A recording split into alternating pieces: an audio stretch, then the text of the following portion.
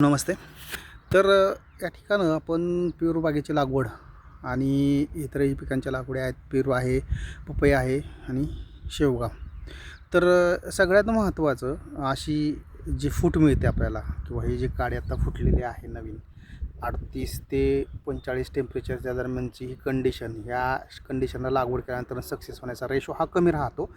तर यावरती आपण प्रॉपरली ट्रीटमेंट केल्यानंतरनं ही जी फूट दिसते आपल्याला ही प्रॉपरली या ठिकाणी आपल्याला मिळत आहे. समस्या पेरू पिकाचं उत्पादन घेताना येतात. तर त्या ठिकाणं अशा पद्धतीनं जर प्रॉपर नियोजन झालं, स्प्रे शेड्यूल असेल, बाकीच्या काही गोष्टी असतात, तर त्या व्यवस्थित झाल्या तर तुम्हाला 42°C सुद्धा झाडांची वाढ आणि झाडं जगण्याचं प्रमाण हे तुम्हाला 100% वाढवता येतं. 1-2% तुमचा रोपं मरू शकतात, पण जी 10-15% मर होते ती होत नाही आहे. अशा पद्धतीनं आपण या ठिकाणं फळबागेसाठी कन्सल्टिंग करत आहोत.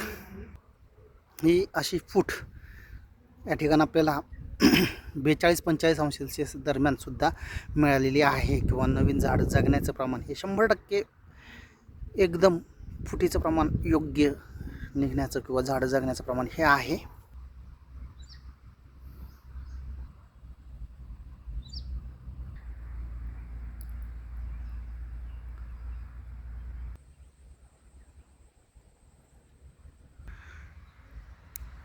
ह्या पपईची लागवड करून 1 महिना पूर्ण झालेला आहे.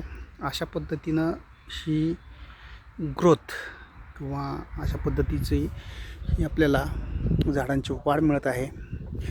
आणि सगळ्यात महत्त्वाचं म्हणजे या टेम्परेचरमध्ये वाढ ही होत नसते.